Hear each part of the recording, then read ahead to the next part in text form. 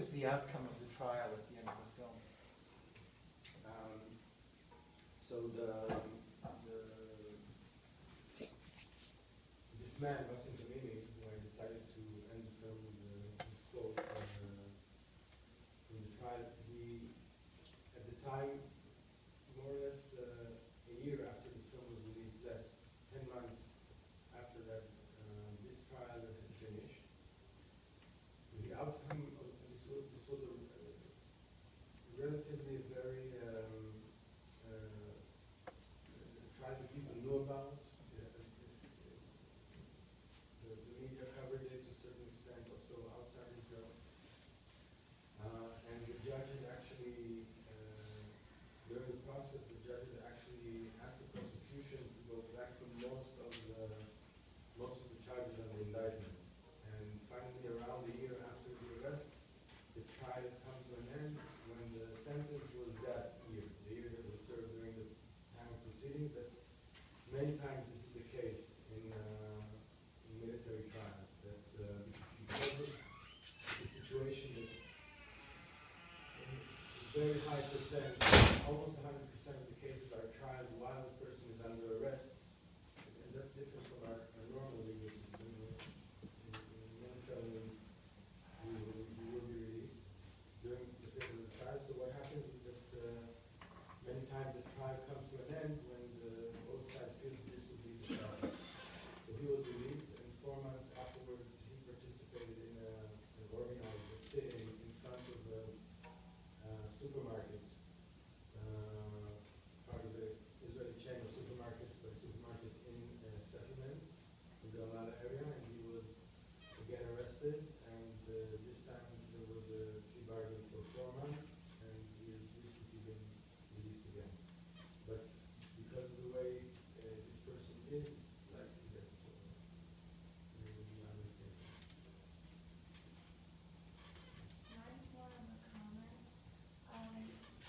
I guess I just find like the hypocrisy of the whole Israeli system, like it amazes me, like the double standards that they put like between the Palestinians and Israelis.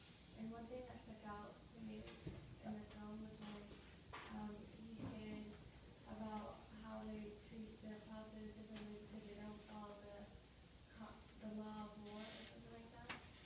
How he treated in the early case? Yeah, it was early in the film how they don't follow the law of war, but neither does Israel.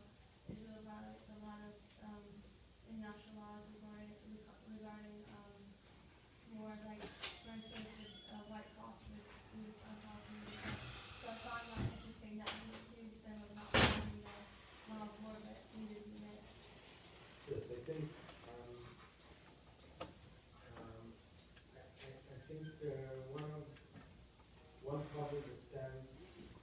one problem that this situation creates, and a few situations within our society, is that we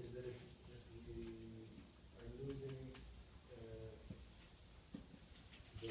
the idea of having one standard, and this is actually coming back and educating ourselves back to one standard would make a lot of these things impossible. But I think, by the way, I think it's something that I mean, many times the film, when seen in the States, is perceived by some of the audience as a mirror to many things that are going on here and dilemmas that are here. But I think that the problem begins when you uphold law, but you forget about the fact that you need to have one standard. That's again this situation. Just saying. Yes. Why were these judges and lawyers willing to speak with you? Okay, so How can you say that? I'll tell you a little bit about the process of making the film. In regards to the people in it, I think I have to say in the beginning that there were a few other, there were 5 other interviewees who were not in the final cut of the film, but from the one that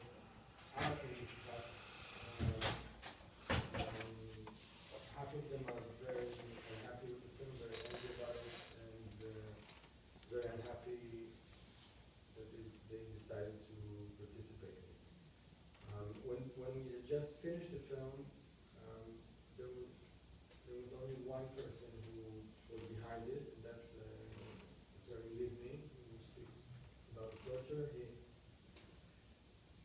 He didn't, I read that he said this in an interview to the New York Review of Books, he didn't intend on this happening to him during the filming, but he did. The fact that he sort of went to a place where he didn't expect he would go, something happened during the filming, but the rest of the people did not like it, and some of them during the time after the film's release had changed their position in a way. I mean, they were not happy with the way the film turned out, or they're in the film, but they said to me that they could see the need for this kind of film to be made, even if it, in a way, it shoved this in their faces in a way that they didn't expect. When I presented the film to these people, I mean, it's not the first film I made about this issue, and my views, political views, were published in different ways. But when I definitely presented the study in a more neutral way than the film is, and that's also how I conducted the interview. To a great extent, it was a conversation and not a confrontation. This is sometimes my view. But they could feel where the questions were going, and the interviews are not compulsory. I mean, change the tape every 25 minutes. It was just a place to end it and to say, okay, I've had enough and I want to go, and they didn't. I think there are reasons for that. Maybe I'll elaborate. I'd also not interviewed anyone who is working in the system today, because the film was not made with participation of the army spokesman, so I couldn't approach anyone who is still working in the legal system in any way. I also couldn't approach anyone who's working in the Israeli legal system who comes from the military system, because I also didn't approach the Ministry of Justice spokesman. So in a way, I had a narrow corridor of people to approach, and I didn't approach many more than the ones that I interviewed. Almost everyone agreed. There are two people in the film who are important people in our legal world. Justice Shamgal, of course, who is one of the most important people, and Justice Goshno, who was a judge, and both of them were public figures. But the rest were people who had never spoken on these issues, and this I only understood after the fact. That there was a lot of research and writing done about the subject, but no one ever went and spoke to these people. And for some of them, this was really the highlight of their professional career, or a very important work that they felt that they did, and finally someone came to speak about it. And I think this, for some of them, this is what gave me the opportunity. There was an element of vanity in some way, too, perhaps. Vanity? For them, Well, I mean, you're saying that nobody... vanity. I mean, people, it's like I'm standing here and speaking about what I did. In a way, people who stand behind their work, sometimes people come, I mean, many of you have seen The Gatekeeper. I was thinking. The Gatekeeper is a different case. The Gatekeeper is the people who came to speak in the film. The film, as I see it, as much as I understand it, it speaks their agenda. Regretfully, I couldn't make a film like that. I made a film in which the people agreed to speak, but for many of them, I mean, again, there is a gray area there, but for some of them, the film doesn't speak their agenda. That's a difference. I have a lot of questions about this, two of them. One of them is, from the time that you first decided to make the film to by the end of it, in what way did your own ideas change, or what do you feel you most kind of learned or were surprised by in the film? The other is, you said a little more about the reaction in Israel to your film. Okay. So this is a very, documentaries are, there are various kinds of documentaries. There's the kind of documentary that you follow something and you don't know how it will evolve. This is not really this kind of film. This is a film that's very static. It's basically shot in 2 shots,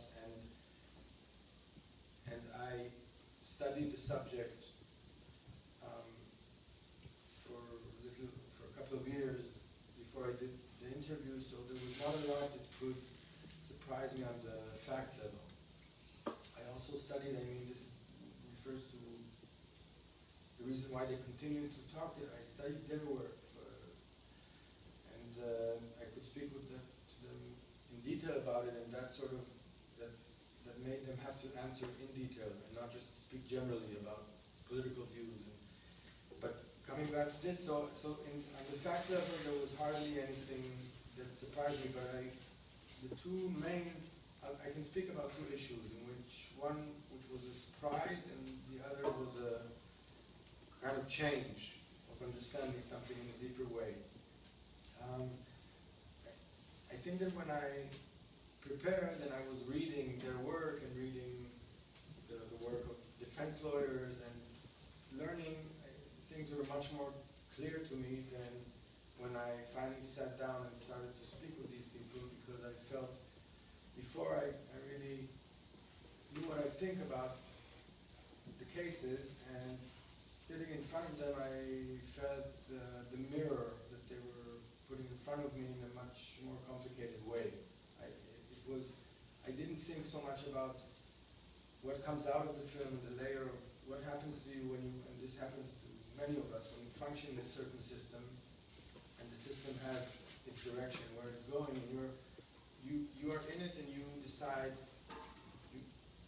you are not going to leave it.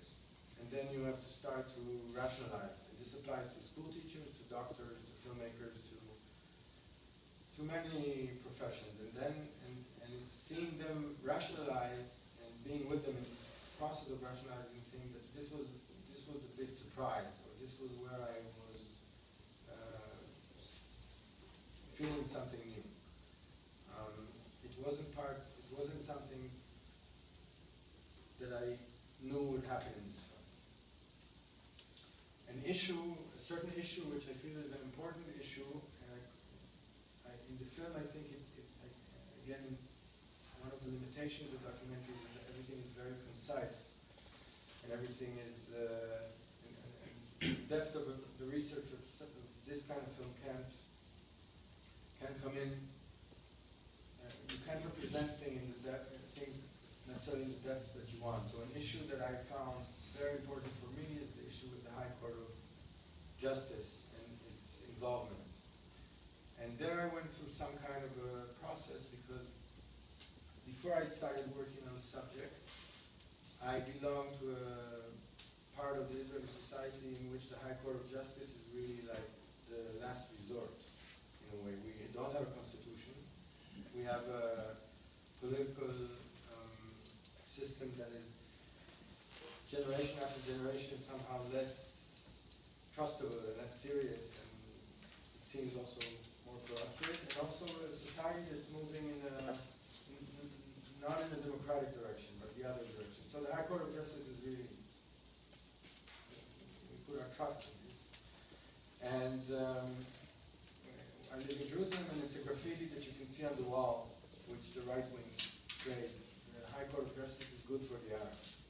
And I think that before I really said, yeah, they spray that because this is really the one institution that protects the minority. And it does, but starting to study it and study the rulings in the cases, I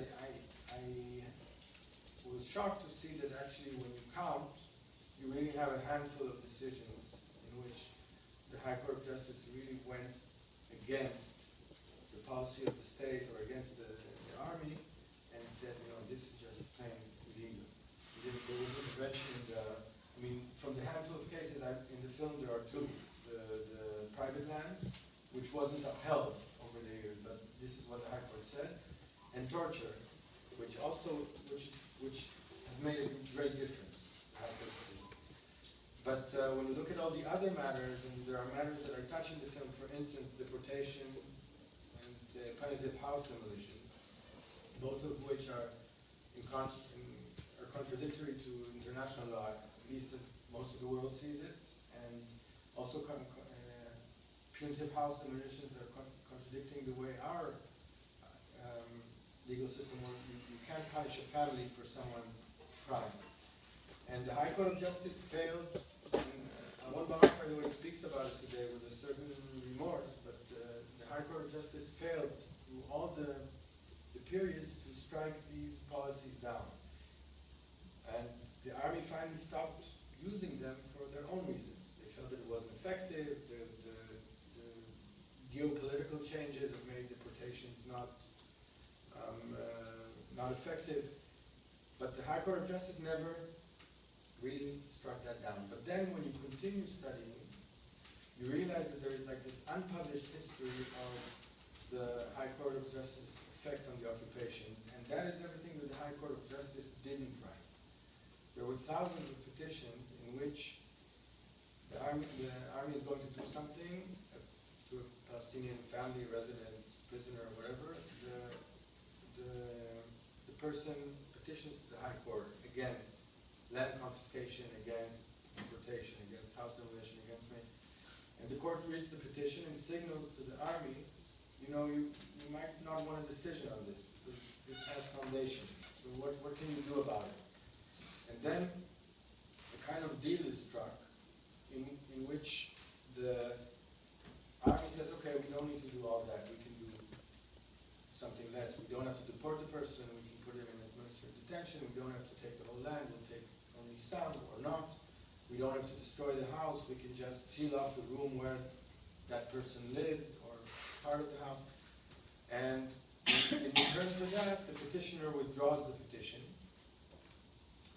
And so all three sides gain something, because the High Court is saved from writing another decision either with the occupation, which most of the judges don't like to do, or against the occupation, which is pretty impossible to do, and this is what gets the court into trouble with the political system. The political system is trying to diminish the power of the court constantly.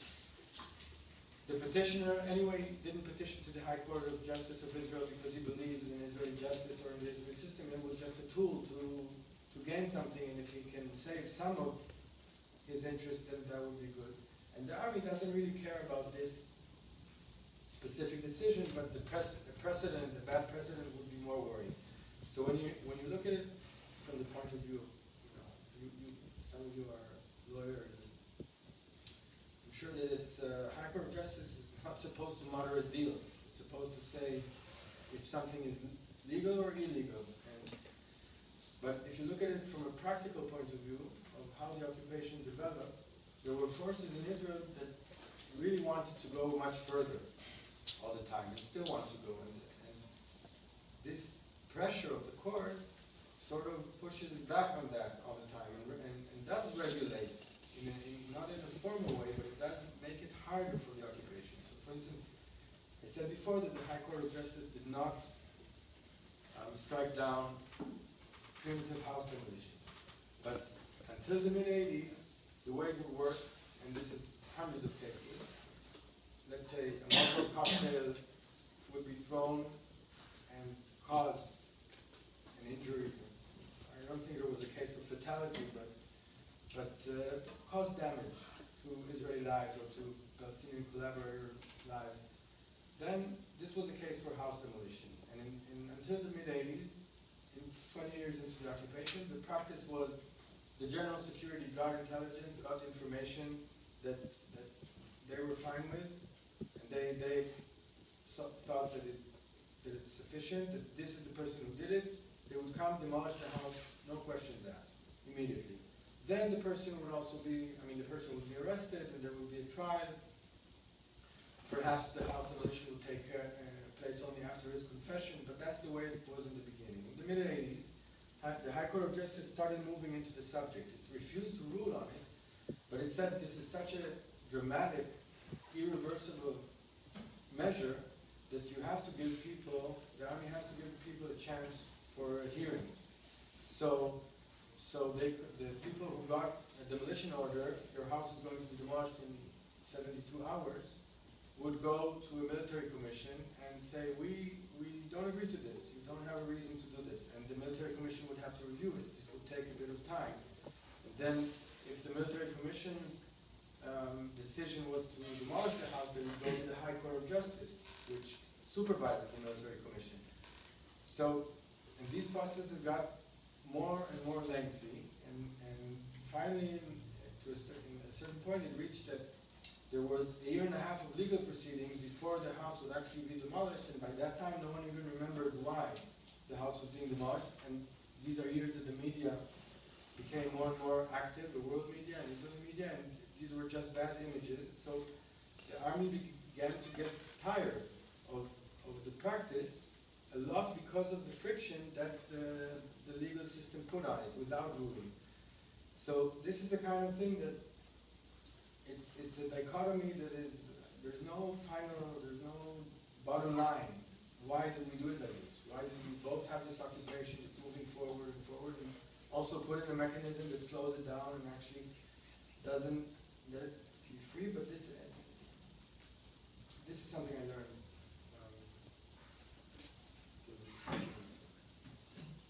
The second part of the question about the Israeli reaction. Reactions, the gatekeepers changed. The gatekeepers sort of created a public discussion which sort of finished the public discussion that was around this film. This film came out about a year and a half before that, and the reaction was very strong. I was afraid that it was a film that was going to disappear because it's about a specific dry issue and who's going to be able to debate it. But it had hundreds of screenings in Israel, and the reactions were polarized, but strong. And I think it was. There were a few reasons for it. I mean, when I say that the reactions are strong, I mean, for me the most moving reactions are reactions from the public, of course, but also from the people who,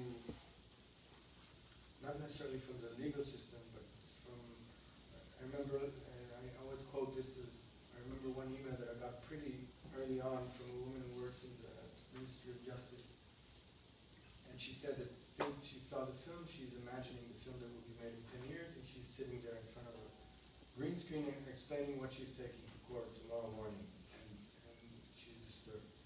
And I think what the film did with this, this other camera that looks from the side suddenly of the whole thing, this other angle, is that at least for a moment, many people sort of imagined the work that they were doing, which was not work that was public, but they suddenly imagined this outside eye looking at it. And that created, in different directions, a lot of discussion.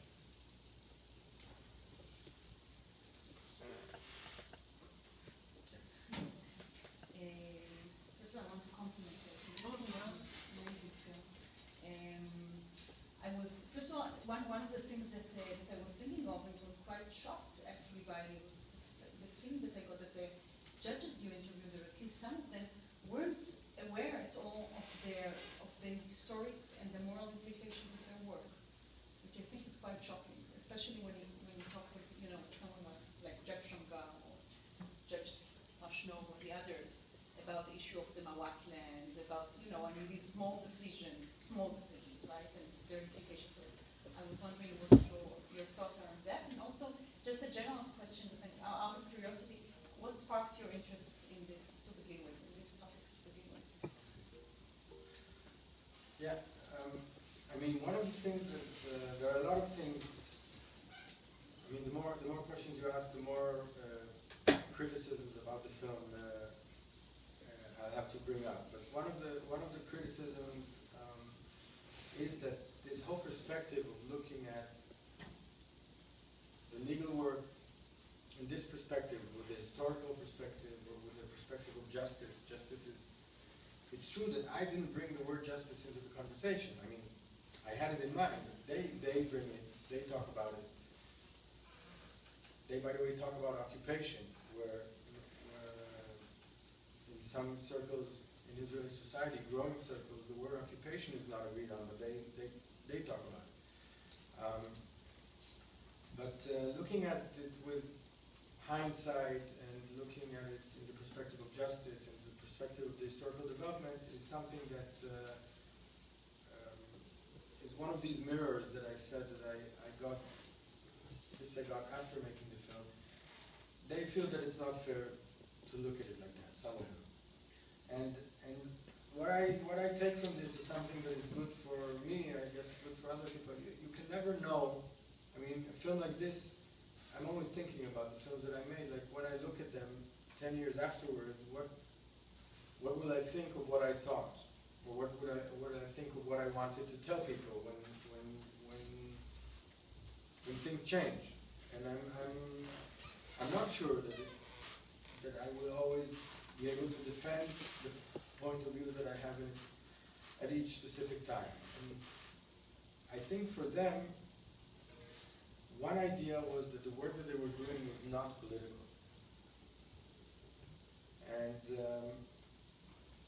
And this is again, this has developed when I'm currently building a website in which we expand all these subjects and we show much more of what these people said outside of the film. And then you can see how the frame of mind changes over time. In the beginning, when Shamgar wrote these rules, and when we entered the West Bank and these people had to implement the law, they were really, like, their master was international law. They did it. There were things in the original material. For instance, there was a paragraph that said very clearly, it's paragraph 35 of the order security regulation. Paragraph 35 said, in this case, follow Geneva Convention rules, and in case of a conflict between the situation and between Geneva prevails. And so you can see where they were. A few months afterwards, the reality started changing. Suddenly, it was still temporary, but Israel didn't suddenly want to define so clearly that it's an occupation. So you can see that the order is rewritten a few months after the occupation, and that clause, those clauses with Geneva Convention are removed, and instead some other clauses referring to something else is inserted. And this was because suddenly the legal work was not being done only to uphold international law, but also to uphold the government, which said, okay, we don't know yet where we're going with this. There was a lot of theoretical thinking. Some of you surely know that suddenly we said, you know, this is not exactly occupied territory, because we actually occupied the territory. True, we entered in war and we took it, but who did we take it from? We took it from Jordanians. The Jordanians that actually entered in 48 into the territory that was supposed to be the Palestinian state that never came to be. So they are occupiers too.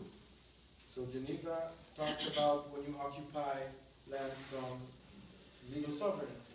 Maybe all of you know this, but so the legal work began to start serving something else. You jump in time 10 years forward, and you have Attorney Alexandrowicz, who gave a very candid interview and said, yeah, Sharon came to me and said, I need a solution. At that time, Sharon was already much more important than international law. International law is becoming more and more of an obstacle that we sort of have to deal with because we are dealing with the world, but it's not a value as it was in the beginning. So basically, I think the shock was for them that this change of perspective. That it's not about doing your work in what you feel is in an apolitical way, but suddenly someone comes and judges it politically and morally. And yes, there's not a lot of reflection. I have a couple of more things in the material outside, but most of them were not reflective about this. I mean, in a way, they're body languages, but in text, they are just answering. This is what needed to be done, this is what we did, and we think that it's okay. And there's always some of the reaction that I get in Israel, and is founded, is like people come and say to me, okay, so what do you prefer? Do you prefer the Syrian model? Do you prefer the Egyptian model? But this is not I mean, in most things, this is not the standard that we judge ourselves by. So regarding the second question, do we have more time? Till 10. Feel free to I'll speak as long as people have questions, and feel free. How did I get into it? There are two issues. I can see. I know this film stems from two periods in my life. First of all, like all Israeli men, I've served in the military, like most of Israeli men. And I did it in my regular service was in the period that's portrayed here in the film, the First Intifada. So it was basically a lot of the time was spent at the West Bank. It's actually more police type of service because it was trying to fight this that uprising, which was really a popular uprising in today's standards. So the law was there. Israeli men who do their army service are children, but and we don't think deeply about issues. But the law was definitely there. You would get a military lawyer would come in and explain something that you forgot immediately about international law, but you would get that lecture, and certain things that we would do had to go with a certain paper that, confiscating someone's car goes with giving him some legal paper that this was done according to this and this law. And, not to mention house demolitions and things like that. And also, I had never testified in military court, but I have good memories of people coming back from testifying. And I heard these conversations that, like, okay, a group of soldiers caught someone. By the time he's on trial, and the soldier is called to testify, some 3, 4, 5 months have passed.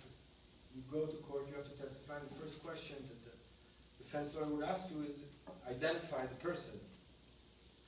And of course, it's not so clear if you can identify the person, and then, but what are you, I'm saying what I heard from you, what are you going to do? You're going to obstruct now you're not going to let the trial continue, or you're going to make them let this person go, so you just, testify. And I remember that people were talking about it, but that time was over and I forgot about it. But I had become more political, and I made the Inner Tour, which is the second film that I made about the subject, more than 10 years ago. It was made just before the beginning of the Second Intifada. And I don't want to tell what goes on in that film, but that, opposite from this film, that film was based only on Palestinian protagonists. And there were families and there were children in the film. It was really different. When you make a documentary, you have a certain attachment to the person who was in the film, because this is not an actor who came and played a role. You did something with someone's actual life. And that comes with problems when people hate you for what you did, like some of this film. And it comes in another film that has maintained connection with protagonists. So there were these children who I was following in life, and when they came to the age of 15, 16, they began to be arrested. And like most Israeli males go to the army, and most Palestinian children, males, go to jail, usually for stone throwing. And so I got a telephone call when the first case happened from a family that I knew, and they said the child was arrested and a few weeks ago, and we got a court date, and we're asking you to come with us. And so this was actually the first time that I entered the military court, because most Israelis don't go. I mean, the court is theoretically open. It's like Guantanamo. Theoretically open, but it's in the West Bank, in a military base. But if you decide to come, you can go. But most of us don't go ever. So, I mean, school children are taken to see the courts. High school students are taken to see the High Court of Justice. Sometimes they're taken to see another court. So, so in civics, you learn something about how the court works. But you don't go to a military court. And that's the court that you're going to be bringing people to very soon. Anyway, the trial was very a life-changing event for me. It lasted 7 months. By the end of the 7 months, again, the judge dismissed some of the charges and said he goes home today. But in those 7 months, I started to think about the system and the law, and I decided I have to learn about this law that I was implementing a decade and a half, 2 decades ago. And but still, I did not think of it as a film until I realized, from looking at it, that it represented something that was very important for me to talk about. And I said something about this before regarding the High Court, but it's something about our society that we seem to be cultivating two, at least two, sets of values that contradict each other. On one hand, we see ourselves as a democratic country, and we definitely have a lot of I mean, there are issues that we can ask ourselves, how can a country be Jewish and democratic? But there are a lot of democratic traits to the way Israel is run, and sometimes better than other countries, sometimes better than here. Rule of law and equality before the law are things that at least the secular society learns in school. That these are the basic values of the state. On the other hand, all of us are cultivating these other projects. For instance, the occupation, which is basically an expansion into a territory where other people live. The people living there don't get political rights, but we get land, we put houses there, we take resources. And those things don't work together, but we try to make them work together very hard. And I felt that the system that I wanted to portray, so people know about it, but I also wanted to portray it because I felt that this was the way to look at this effort, this impossible effort to combine. And I don't say it, but I don't say it in the film, but I think the choice needs to be made because it just won't work. It's falling. We try to combine it, and it's falling apart. We try to combine it, and finally, it will either have to go one way or another. And so these were the main reasons why I decided. Any more questions from the audience? Last question. I just wish to ask what the response from the Palestinian community has been.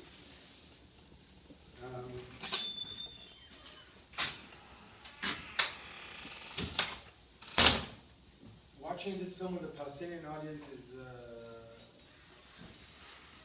and it hasn't happened to me many times.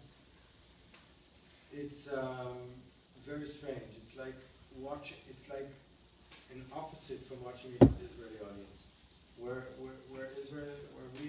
Israelis sit silent in front of what just came up. Palestinians sometimes laugh, and where Israelis sort of uncomfortably giggle sometimes because of some contradiction. Palestinians are silent, and we translated the film to Arabic, and it has certain screenings. I think I suspected that Palestinians would hate this film, and also the Israeli left, because in a way, whoever knows the reality knows that in a way that this film doesn't address the experience of a mother who watches her child spending now a year out of school, in prison. You don't know what's going on with him. You can see it. You can see him from far away when you come to court. If you try to hold hands with him, there's a chance of him and you getting physically beat up. And so, for instance, this is I'm taking just this one simple experience of what it would be for each one of us who have children to imagine like your child going to prison at the age of 16. And the film has nothing of that. And I thought that Palestinians and people who know the reality would say, what did you do? You have a bunch of people talking, rationalizing it, but you didn't show the real effect. It's less, I think this is what comes out with screenings with Palestinians, that afterwards, usually someone gets up and says, it would usually be someone who was in prison, someone who feels that he years of life to some injustice and would be very strongly against. But generally, I also see interest. I mean, I get calls from law students, Palestinian law students, and who, for them it's also, I mean, they're living under it, but they don't know it. They don't know the structure. It's also educating to them. But I haven't had enough contact to really define it. So there are bits and pieces. So this was, I guess, the last question. So again, I thank you. I understood. Thank you very much.